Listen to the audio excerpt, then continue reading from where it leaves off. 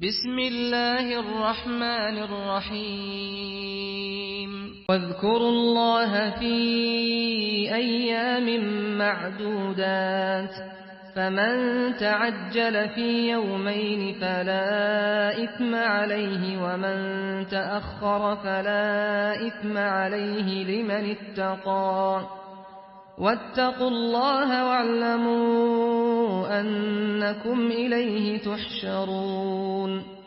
ومن الناس من يعجبك قوله في الحياة الدنيا ويشهد الله على ما في قلبه وهو ألد الخصام وإذا تولى سعى في الأرض ليفسد فيها ويهلك الحرث والنسل والله لا يحب الفساد وإذا قيل له اتق الله أخذته العزة بالإثم فحسبه جهنم ولبئس المهاد ومن الناس من يشري نفسه ابتغاء مرضات الله والله رؤوف بالعباد يا أيها الذين آمنوا ادخلوا في السلم كافة ولا تتبعوا خطوات الشيطان إنه لكم عدو مبين فإن زللتم من بعد ما جاءتكم البينات فاعلموا أن الله عزيز حكيم هل ينظرون إلا أن يأتيهم الله في ظلل من الغمام والملائكة وقضي الأمر وإلى الله ترجع الأمور سل بني إسرائيل كم آتيناهم من آية بينة ومن يبدل نعمة الله من بعد ما جاءته فإن الله شديد العقاب زين للذين كفروا الحياة الدنيا ويسخرون من الذين آمنوا والذين اتقوا فوقهم يوم القيامة والله يرزق من يشاء بغير حساب كان الناس أمة واحدة فبعث الله النبيين مبشرين ومنذرين وأنزل معهم الكتاب بالحق ليحكم بين الناس فيما اختلفوا فيه وما اختلف فيه إلا الذين أوتوه من بعد ما جاءتهم البينات بغيا بينهم فهدى الله الذين آمنوا لما اختلفوا فيه من الحق بإذنه والله يهدي من يشاء إلى صراط مستقيم أم حسبتم أن تدخلوا الجنة ولما يأتكم مثل الذين خلوا من قبلكم مستهم البأساء والضراء وزلزلوا حتى يقول الرسول والذين آمنوا معه متى نصر الله ألا إن نصر الله قريب يسألونك ماذا ينفقون قل ما أنفقتم من خير فللوالدين والأقربين واليتامى والمساكين وابن السبيل وما تفعلوا من خير فإن الله به عليم كتب عليكم القتال وهو كره لكم وعسى أن تكرهوا شيئا وهو خير لكم، وعسى أن تحبوا شيئا وهو شر لكم، والله يعلم وأنتم لا تعلمون. يسألونك عن الشهر الحرام قتال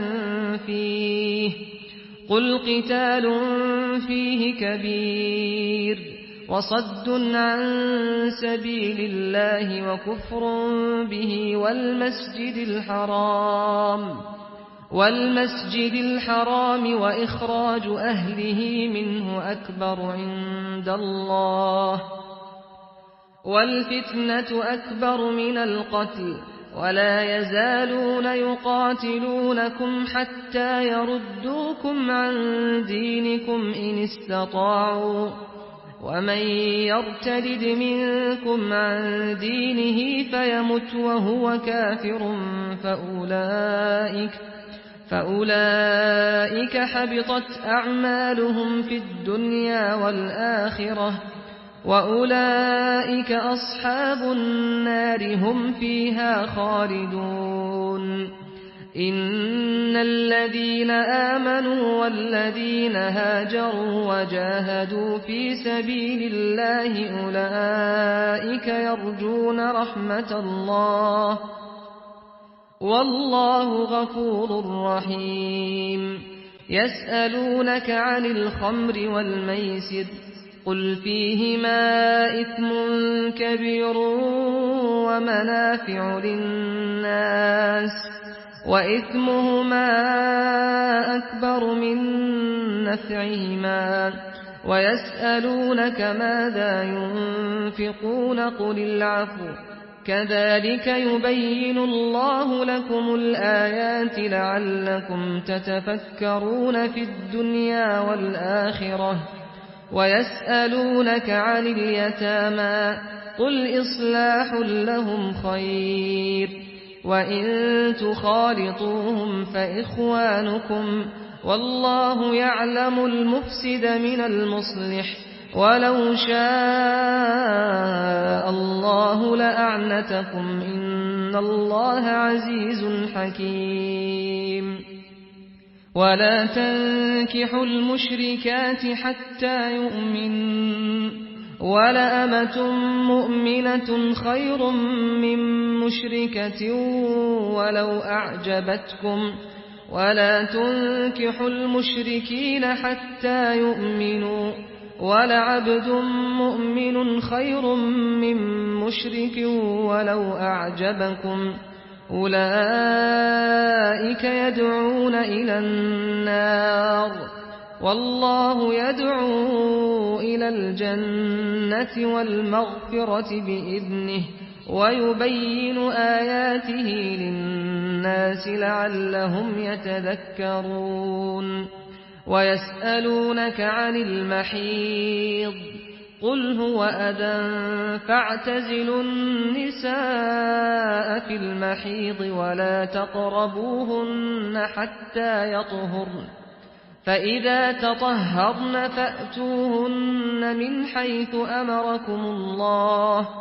إن الله يحب التوابين ويحب المتطهرين. نساؤكم حرث لكم فأتوا حرثكم أنى شئتم، وقدموا لأنفسكم، واتقوا الله واعلموا أنكم ملاقوه، وبشر المؤمنين.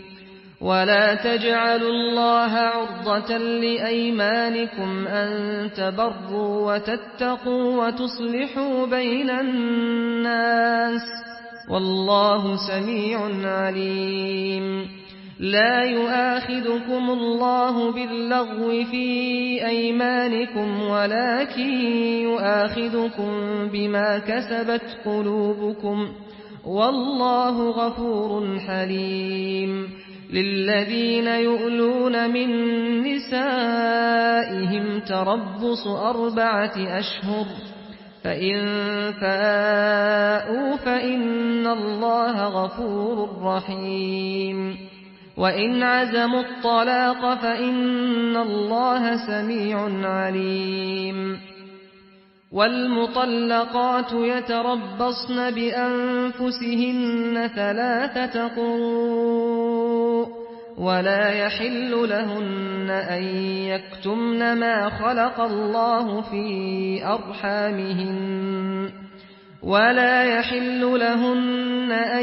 يكتمن ما خلق الله في أرحامهن إن كن يؤمن بالله واليوم الآخر وبعولتهن أحق بردهن في ذلك إن أرادوا إصلاحا ولهن مثل الذي عليهن بالمعروف وللرجال عليهن درجة والله عزيز حكيم الطلاق 2 فإمساك بمعروف أو تسريح بإحسان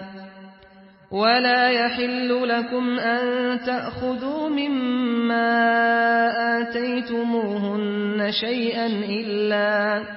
إلا أن يخافا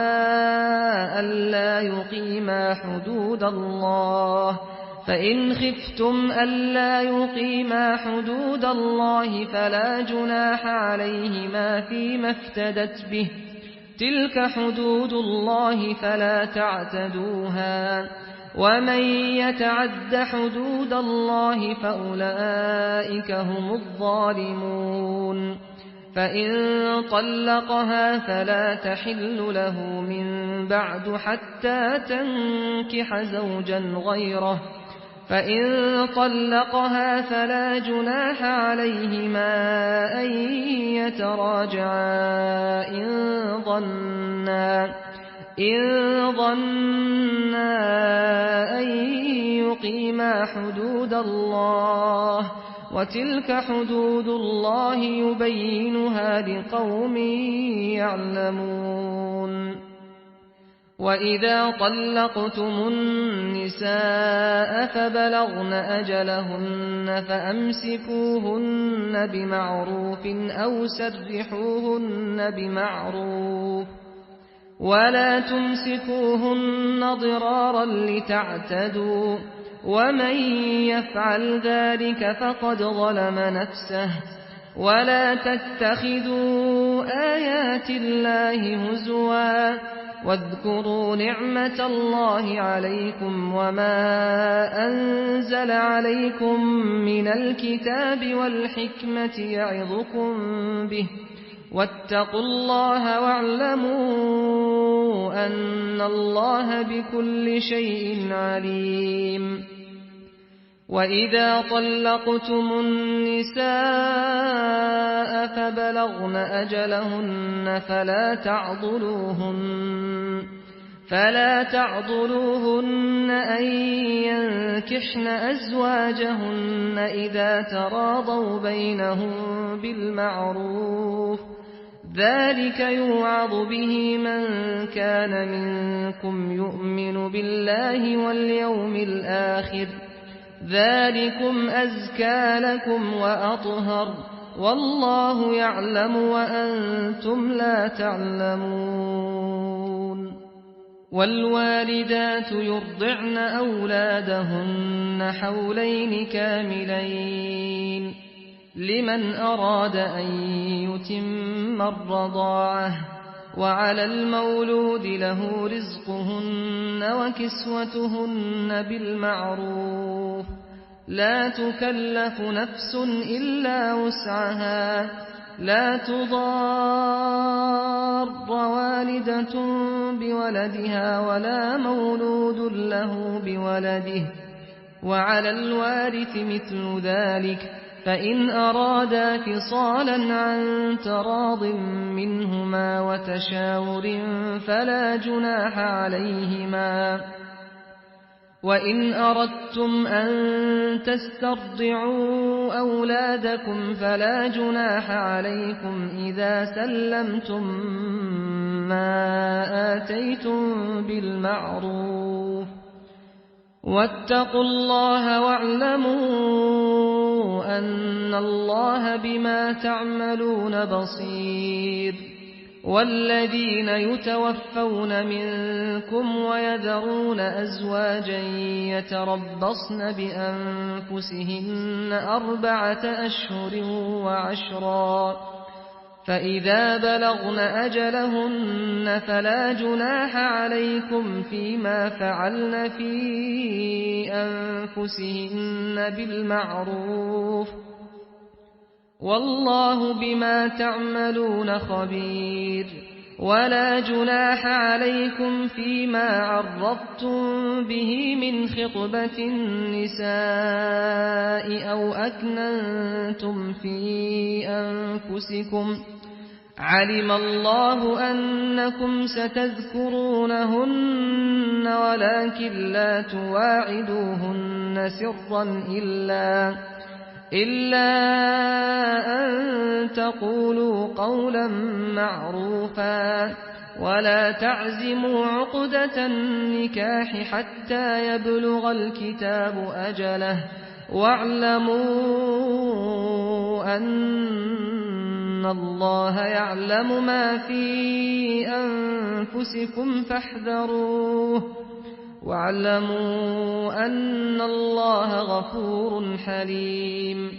لا جناح عليكم إن طلقتم النساء ما لم تمسوهن أو تفرضوا لهن فريضة ومتعوهن على الموسع قدره وعلى المقتر قدره متاعا بالمعروف حقا على المحسنين. وإن طلقتموهن من قبل أن تمسوهن وقد فرضتم لهن فريضة فنصف ما فرضتم إلا أن يعفون أو يعفو الذي بيده عقدة النكاح وأن تعفوا أقرب للتقوى ولا تنسوا الفضل بينكم إن الله بما تعملون بصير. حافظوا على الصلوات والصلاة الوسطى وقوموا لله قانتين. فإن خفتم فرجالا أو ركبانا فإذا أمنتم فاذكروا الله كما علمكم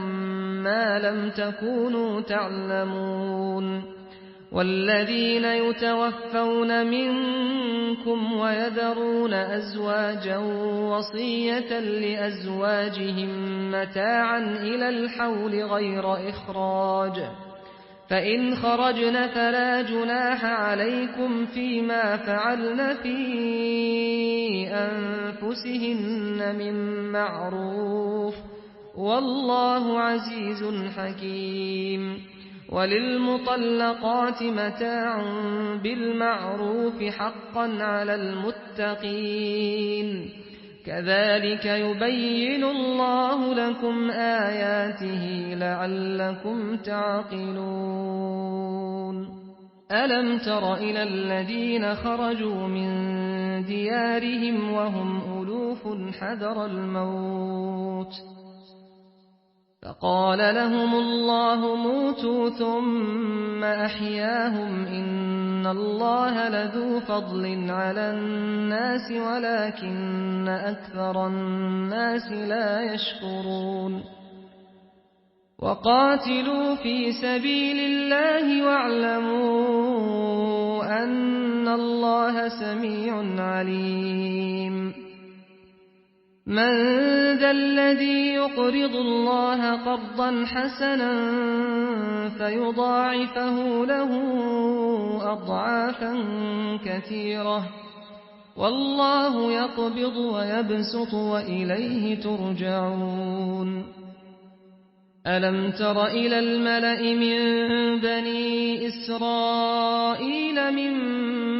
بعد موسى إذ قالوا لنبي لهم ابعث لنا ملكا نقاتل في سبيل الله قال هل عسيتم إن كتب عليكم القتال ألا تقاتلوا قالوا وما لنا ألا نقاتل في سبيل الله وقد أخرجنا من ديارنا وأبنائنا فلما كتب عليهم القتال تولوا إلا قليلا منهم والله عليم بالظالمين وقال لهم نبيهم إن الله قد بعث لكم طالوت ملكا قالوا أنى يكون له الملك علينا ونحن أحق بالملك منه ولم يؤت سعة من المال قال إن الله اصطفاه عليكم وزاده بسطة في العلم والجسم والله يؤتي ملكه من يشاء والله واسع عليم وقال لهم نبيهم إن آية ملكه أن يأتيكم التابوت فيه سكينة من ربكم وبقية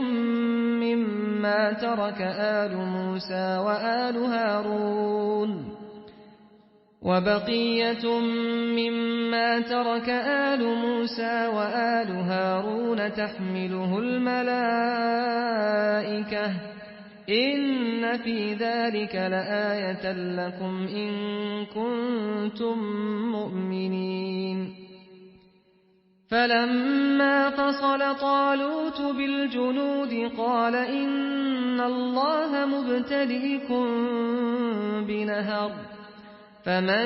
شرب منه فليس مني ومن لم يطعمه فإنه مني إلا من اغترف غرفة بيده فشربوا منه إلا قليلا منهم فلما جاوزه هو والذين آمنوا معه قالوا لا طاقة لنا اليوم بجالوت وجنوده قال الذين يظنون أنهم ملاقو الله كم من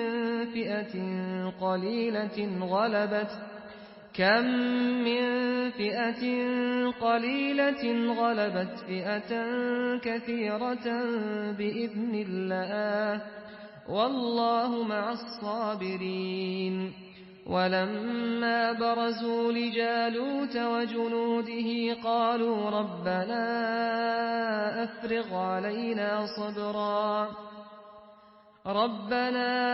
أفرغ علينا صبرا